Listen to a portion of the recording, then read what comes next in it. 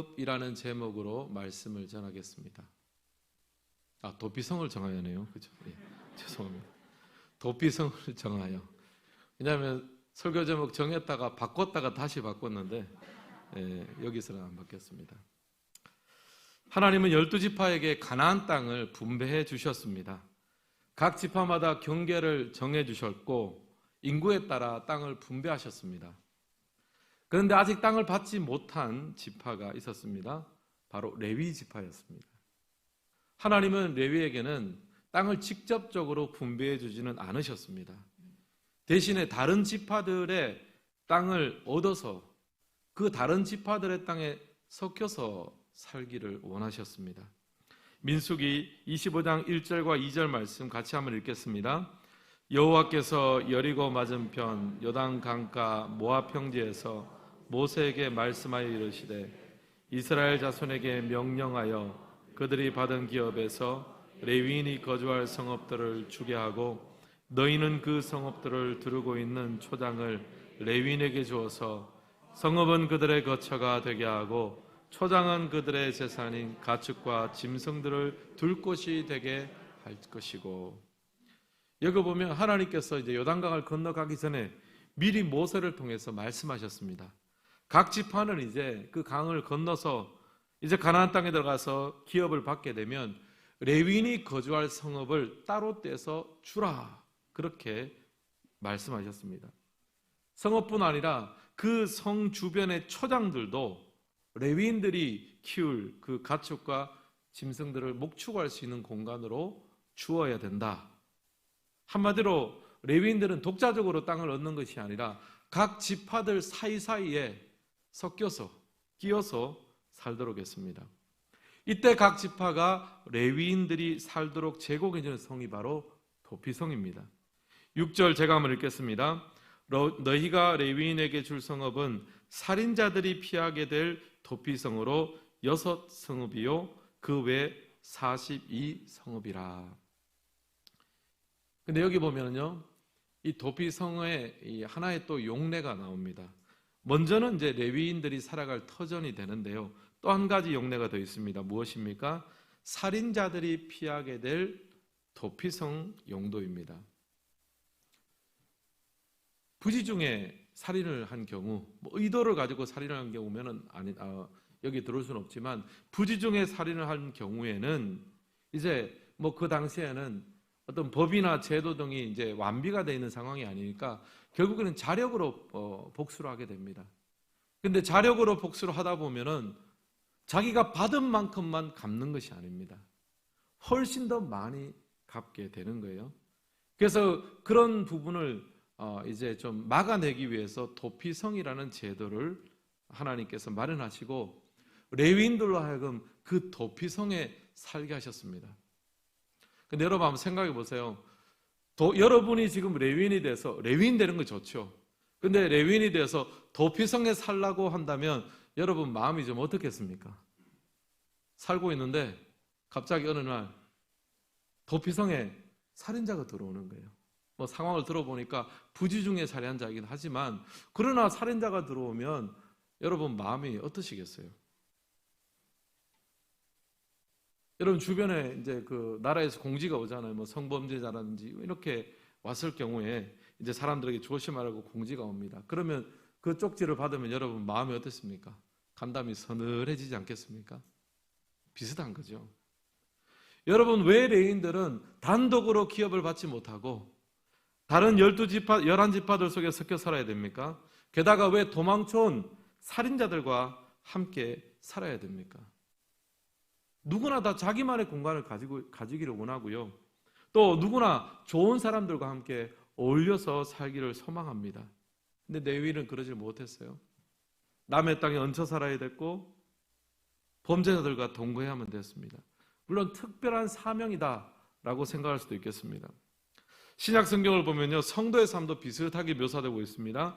에베소서 1장 1절 말씀 같이 한번 읽겠습니다.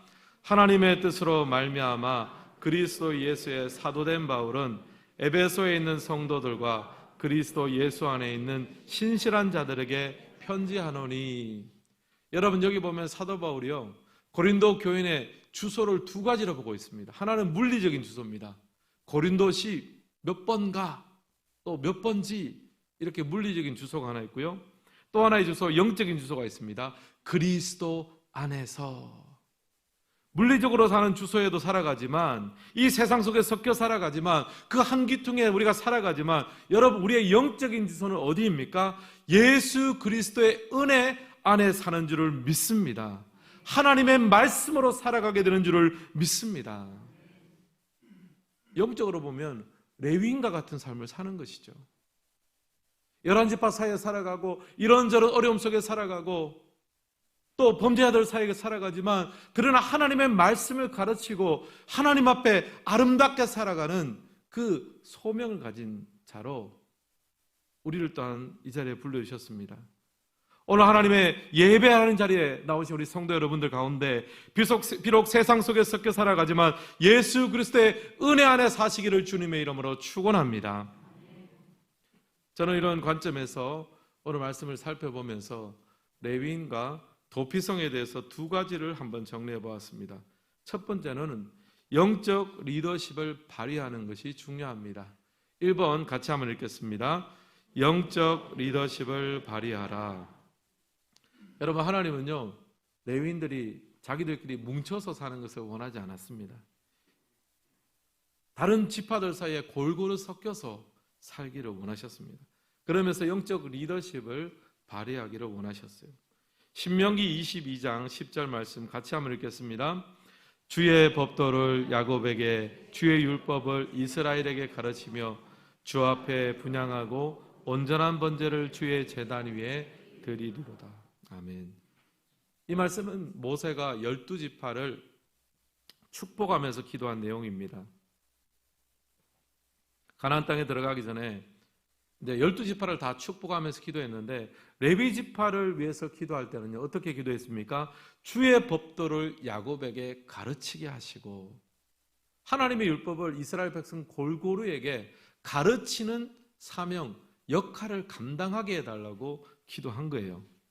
그리고 주 앞에 분향하고 온전한 번제를 주의 제단 위에 드리리로다. 하나님 앞에 온전한 예배자로 자신들도 살아갈 뿐 아니라 이스라엘 전체가 온전한 예배자로 살아갈 수 있도록 그 역할을 잘 감당하도록 하나님, 이 레위 지파가 쓰임받게 하여 주옵소서. 모세가 그렇게 기도했습니다. 하나님께서 모세의 기도를 통해서 사명을 주신 것처럼 레위 지파는 한 군데 혼자 모여 사는 것이 아니라 12지파 사이에 섞여서 살게 됐습니다. 그 사이에 살면서 율법을 가르치고 하나님의 말씀대로 사는 것은 이런 것입니다. 율법을 가르치는 사명을 감당하고, 또 하나님 앞에 바른 자세로 예배드리는 것은 이런 자세입니다. 바른 예배를 드릴 수 있도록 돕는 역할, 그것을 보여주는 역할, 촉진하는 역할, 영적 리더십을 발휘하면서 살라고 하나님께서 그들에게 사명을 맡겨주었습니다. 사랑하는 성도 여러분, 신약시대를 살아가는 우리도 저는 마찬가지로 생각합니다. 하나님께서는 우리들을 이 세상 속에 영적인 레위인으로 불러주셨습니다. 비록 세상 가운데 섞여 살아가지만 세상의 법도와 원칙대로 사는 것이 아니라 하나님의 말씀대로 예배 가운데 능력을 얻어 살아가게 되는 줄을 믿습니다. 영적 레위인이 돼서 영적 리더십을 발휘하는 것이 우리의 사명입니다. 자, 이제 그렇다면 어떻게 해야 좀 이 영적 영향력, 영적 리더십을 발휘할 수 있겠습니까? 여러분, 구약의 이 레위인들을 보세요. 레위인들이 백성들에게 율법을 가르치고 또 예배의 삶을 어떻게 사는 것이 예배의 삶이다라고 보여주려면요, 여러분 먼저 자신들이 율법을 묵상해야 되지 않겠습니까? 하나님께서 모세와 또 요새에게 또 이스라엘 백성들의 왕들에게 늘 하시는 말씀이 율법책을 가까이 두라는 거예요. 말씀을 사랑하고 그 말씀을 가지고 다른 사람들에게 가르치고 전달하려면요, 내가 그 말씀을 먼저 가까이 하고 사랑해야 됩니다. 내가 충만해야 다른 사람도 도와줄 수 있는 거예요. 여러분, 어떤 의미에 생각하면요, 우리 모두는 영적 리더십을 가진 사람들입니다. 다른 사람에게 영향력을 끼치는 자리에 있는 거죠. 오늘 예배 후에 우리가 순장님들, 부순장님들 모이는 것은 다락방에서 그분들이 영적 리더십을 발휘하는 사람들이기 때문입니다. 목사님 저도 마찬가지죠. 설교를 통해서, 신방을 통해서, 목회 활동을 통해서 영적 리더십을 발휘하는 것입니다. 다른 사람을 가르치고 좋은 영향을 끼치려면요, 먼저 제가 충만해야 되는 거예요. 내가 먼저 율법 말씀으로 충만하고 내가 예배 가운데 은혜를 받고, 저는 또 설교하는 사람이다 보니까요, 예배 자리 나올 때 항상 머릿속에 설교가 가득 차 있지만 제가 항상 잊지 않고 되뇌이는 것이 있습니다. 하나님, 내가 말씀을 전하는 자로 예배 가운데 일부를 드리지만 하나님, 제가 설교자가 아니라 예배자로 먼저 서게 하여 주시옵소서. 성경 볼 때도 저는 마찬가지입니다. 설교하려고 성경을 보면요, 성경책이 꼭 수단처럼 느껴집니다. 아, 내가 참 대단한 해석을 했고 대단한 설교를 뽑아냈다 라고 생각하면요, 참 희한하게도 그때는 설교의 은혜가 안 됩니다. 말씀 앞에 납작 엎드려서 하나님 말씀하여 주십시오. 주님 말씀하시면 제가 그 말씀의 보화를 캐내겠습니다. 그렇게 하면요, 오늘하기 전에도 말씀의 은혜가 되는 거예요. 여러분, 하나님 앞에 그런 영적인 리더십을 가지기를 원하십니까? 먼저 말씀을 사모하시고 예배의 자리에 사모함으로 앉기를 주님의 이름으로 축원합니다. 제가 지난 주간에 이제 기도 주간을 다녀와서 그때 있었던 일을 설교 때 좀 여러 차례 말씀을 드렸습니다. 제가 이 목사님들을 이렇게 만나서 한 주간 또 교제하고 함께 기도하면서 느낀 점이 있습니다. 뭐냐면은 각자의 그 달란트를 가지고 섬기기 시작할 때 서로에게 유익이 되고 도움이 된다는 거예요. 제가 어떤 목사님을 통해서는 목회의 본질에 대한 또 귀한 도전을 받았고, 또 어떤 목사님을 통해서는 또 참신한 프로그램에 대해서 도움을 받았고, 또 어떤 목사님에 대해서는 또 이 시대에 대해서 어떻게 우리가 이것을 대처하고 읽어내야 되는가, 그런 도움을 받았습니다. 배우고자 하는 자세를 가지고 서로 만나니까 영적인 리더십이 한 사람이 끌고 가는 것이 아니라 각자가 서로에게 도움이 되고 영적 리더십이 주거니 받거니 되는 것을 보았습니다. 여러분, 자신을 위해서 기도하시길 바랍니다. 하나님, 내가 속한 공동체, 가정과 교회 모든 공동체 속에서 하나님, 다른 사람을 도와줄 수 있는 사람이 되게 하여 주시옵소서. 도움되는 사람이 리더십을 가진 사람 아닙니까?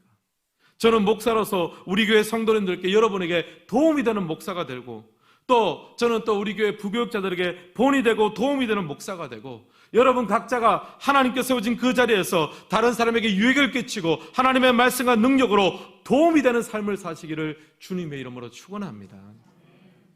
그런 마음가짐 기도하고 섬길 때요, 하나님께서는 반드시 그 기도에 응답하실 줄을 믿습니다.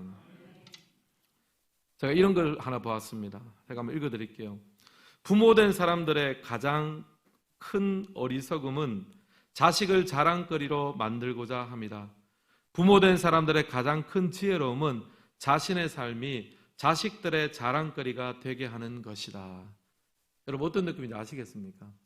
어리석은 사람은요, 어떻게 하면 내 자녀가 자랑스러운 자녀가 될 수 있을 것인가, 그러면서 막 푸시를 하는 거예요. 네가 공부를 잘해야 되고 돈도 많이 벌어야 되고 성품도 좋아야 되고 너는 정말 나의 자랑거리가 되어 주렴. 이렇게 하면 미련한 부모라는 거예요. 진짜 지혜로운 부모는요, 내 자녀가 나를 볼 때 우리 아버지, 우리 어머니는 정말 자랑스럽다.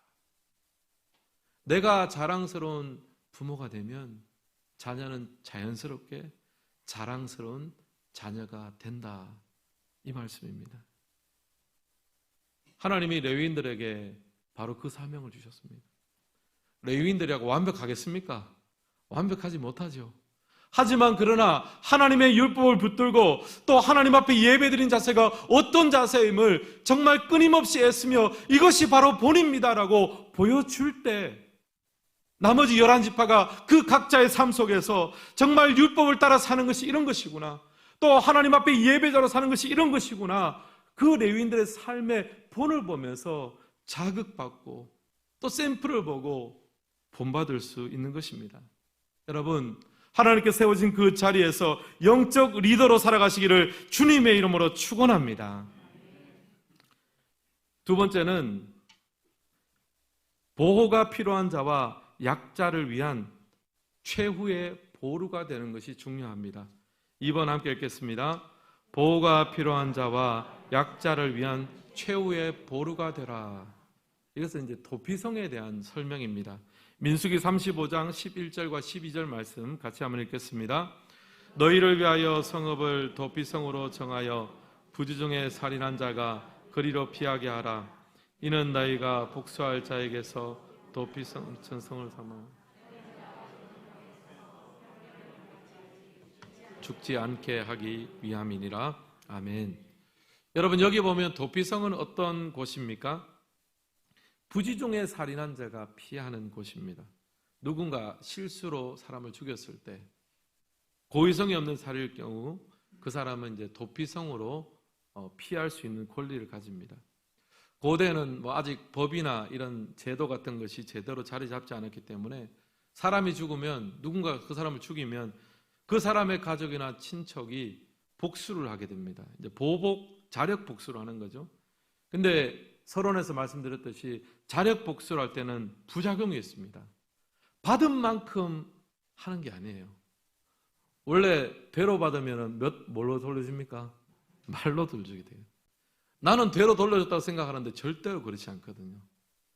내가 상처받으면 뭐라고 하면 더 큰, 과도하게 나가게 됩니다. 피는 더 큰 피, 더 큰 보복을 불러일으키게 됩니다.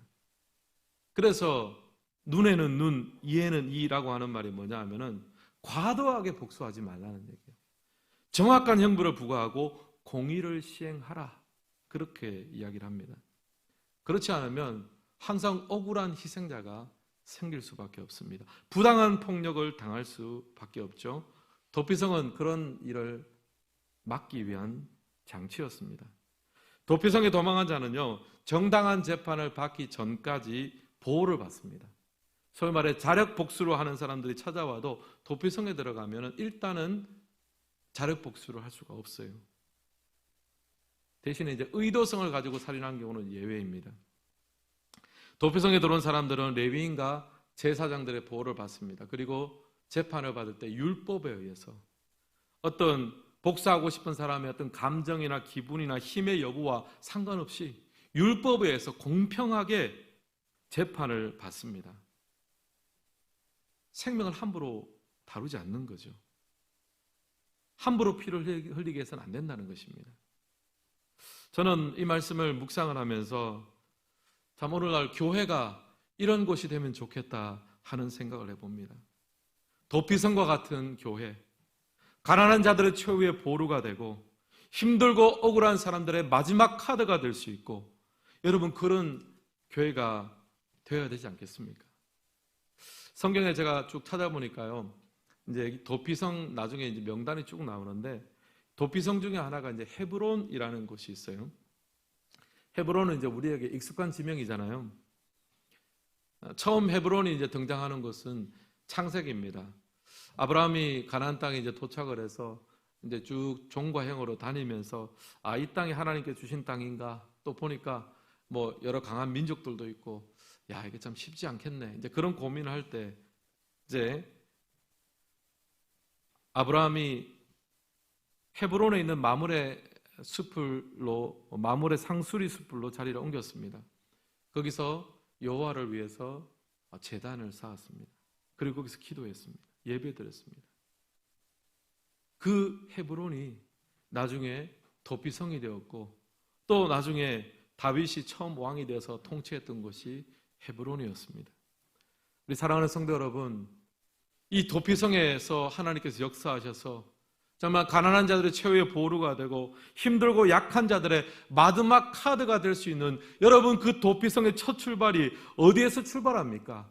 아브라함이 여러 가지 실망과 좌절로 기도하면서 쌓아 올린 그 돌무더기 제단이 하나님 앞에 도피성의 역할을 감당하게 될 줄을 믿습니다. 사람들을 억울한 복수로부터 구해주고 용서와 화해를 맛보게 하는 것, 여러분 그런 것이 거창하게 출발하는 것이 아닙니다. 여러분 교회가 뭐 3주년, 4주년, 5주년 그런 계획으로 교회가 이루어지는 것이 아닙니다. 여러분, 교회의 출발, 용서와 화해의 출발, 하나님의 은혜와 능력의 출발은요, 눈물로 쌓은 기도의 재단, 예배의 재단에서 출발하게 될 줄을 믿습니다. 우리가 어떻게 힘들고 어려운 사람을 품어줄 수 있습니까? 어떻게 가난한 자와 억누린 인생을 품어줄 수 있는 그런 도피성과의 역할을 감당할 수 있습니까? 여러분, 우리가 눈물로 기도할 때, 예배 가운데 하나님의 은혜를 누릴 때, 그런 사람들을 품어낼 수 없는 나의 좁은 마음이 넓어지게 되고, 그런 사람을 바라보지 못하는 나의 눈의 시야가 넓어지게 되어져서 그 하나님의 놀라운 화해와 용서의 역사가 오늘 우리의 삶 가운데 일어나게 될 줄을 믿습니다. 지금 본당 리모델링 공사가 진행이 되고 있는데 여러분 함께 기도했으면 좋겠습니다. 하나님, 우리 교회가 도피성과 같은 역할을 하는 교회가 되게 하여 주옵소서. 세상의 상처와 폭력에 시달린 영혼이 치료받고 회복되는 교회 되게 하여 주시고, 자신의 약함 때문에 억울한 일을 당하지 않게 하여 주시고, 하나님의 화해와 용서와 복음의 능력이 나타나는 그런 가정, 그런 교회 되게 하여 주시옵소서. 사랑하는 성도 여러분, 여러분은 어떤 인생을 살기 원하십니까? 우리의 가정과 교회가 어떻게 되기를 원하십니까? 약자와 보호가 필요한 사람들의 마지막 보루가 되기를 원합니다. 여러분, 그렇게 하기 위해서는 눈물로 기도의 재단을 쌓기를 원합니다. 예배 가운데 하나님의 은혜 위로 우리가 충만하게 되길 원합니다. 우리 힘으로 할 수 없습니다. 우리 능력으로 할 수 없습니다. 하나님께서 우리를 채워주시고 넓혀주실 때 그 일이 가능하게 될 줄을 믿습니다. 오늘 말씀을 마무리하겠습니다. 여러분, 레위인과 도피성에 대해서 말씀드렸습니다. 레위인, 영적인 레위인으로 하나님께서 우리를 부르셨습니다. 하나님께 우리가 은혜 받아서 다른 사람에게 도움이 되는 인생을 살기를 원하며, 또 하나님께서 우리가 허락하신 그 도피성의 역할들, 우리의 삶과 가정과 교회가 약자와 보호가 필요한 자들을 품고 또 화해시키고 회복시킬 수 있는 그런 도피성과 같은 우리 인생, 또 가정, 교회가 돼서 하나님 앞에 아름답게 쓰임받는 우리 모두가 되시기를 주님의 이름으로 축원합니다.